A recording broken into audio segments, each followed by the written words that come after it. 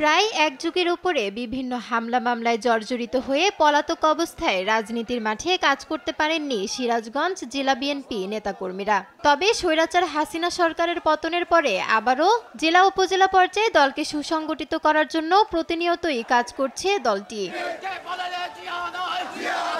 অন্তর্বর্তীকালীন সরকারের অধীনে সুষ্ঠু নির্বাচনের আশা স্থানীয় বিএনপি নেতাকর্মীদের। ইভেন আমার ছেলেকে এই ছাত্র বৈষম্য আন্দোলনে আমাকে না পেয়ে আমার ছেলেকে, আমার নিরীহ ছেলেকে তারা গ্রেপ্তার করে নিয়ে গেছে। আমার নিরীহ ছেলে 22 দিন জেল খেটে মুক্তি পাইছেন। আমার ছেলে কখনো কোনো রাজনীতির সাথে সম্পৃক্ত না, আমি রাজনীতির সাথে সম্পৃক্ত, আমার ভাই সম্পৃক্ত, আমার বড় ভাই সম্পৃক্ত। সেই খুনি শেখ হাসিনা বাংলাদেশের গণতন্ত্র যেভাবে নষ্ট করেছিল সেই গণতন্ত্রকে আমরা পুনরুদ্ধার করেছি।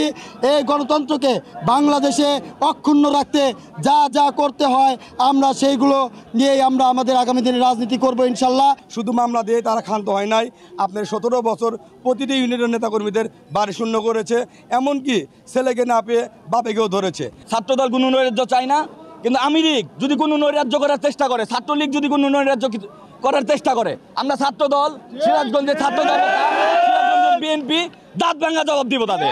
দলের নেতাকর্মীদের সব ধরনের অপ্রীতিকর কার্যক্রম থেকে বিরত থাকার আহ্বান জানান জেলা বিএনপি। আমাদের নেতাকর্মীর প্রতি আমাদের নির্দেশ যে আপনারা কেউ চাঁদাবাজি করবেন না, কেউ সন্ত্রাসী করবেন না, কেউ লুটপাটের সঙ্গে সম্পৃক্ত হবেন না, কেউ হিন্দু সম্প্রদায়ের উপরে আক্রমণ করবেন না, অথবা হিন্দু সম্প্রদায়ের যে মন্দির গির্জা যেগুলি আছে সেগুলিতে কখনো আক্রমণে যাবেন না।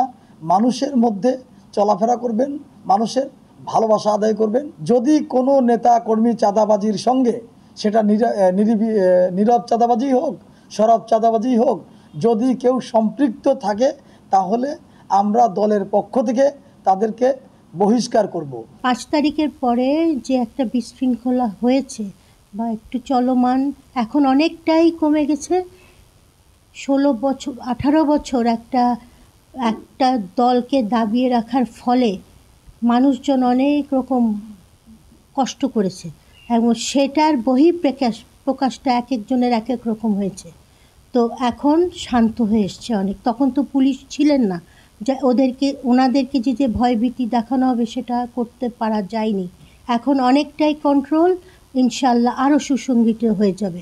আমাদের দলের ছেলেপেলেরা ডিসিপ্লিন হবে এবং দলের যেসব নিয়ম কানুন সব মেনে চলবে। অন্তর্বর্তী সরকারের অধীনে সুষ্ঠু নির্বাচনের মাধ্যমে বিএনপি আবারও ক্ষমতায় আসবে, এমনটাই মনে করছে সিরাজগঞ্জ বিএনপির নেতাকর্মীরা। নিউজ ডেস্ক, দেশ টিভি।